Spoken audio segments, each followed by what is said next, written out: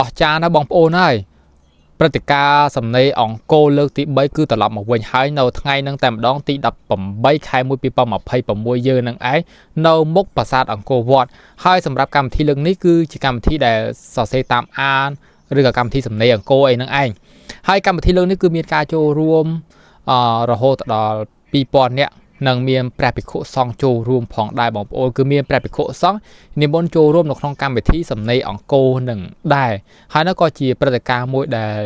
យើងមើលទៅគឺជាព្រឹត្តិការណ៍អស្ចារ្យហើយក៏ជាព្រឹត្តិការណ៍មួយបង្ហាញអំពីចំណេះដឹង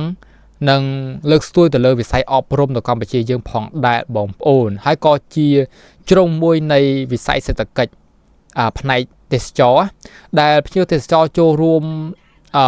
ទៅទស្សនាប្រាសាទអង្គរនៅក្នុងថ្ងៃនឹងទី18ខែ1នេះគឺគេបានឃើញអំពីព្រឹត្តិការណ៍អស្ចារ្យមួយហ្នឹង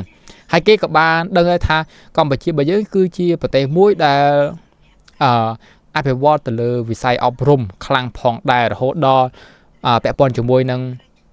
ប្រាសាទបុរាណរបស់យើងក៏អមជាមួយនឹងវិស័យអប់រំដូចគ្នាដែរបងប្អូននេះគឺជាព្រឹត្តិការណ៍ដែលល្អមែនទែនហើយក៏ជាព្រឹត្តិការណ៍អស្ចារ្យហើយខ្ញុំក៏សង្ឃឹមថាព្រឹត្តិការណ៍នេះនឹងមានលើកទី4លើកទី5បន្តទៀតបាទអរគុណច្រើនណាបងប្អូនទាំងគ្នាកុំភ្លេចបើមានកំណត់យោបល់ឬក៏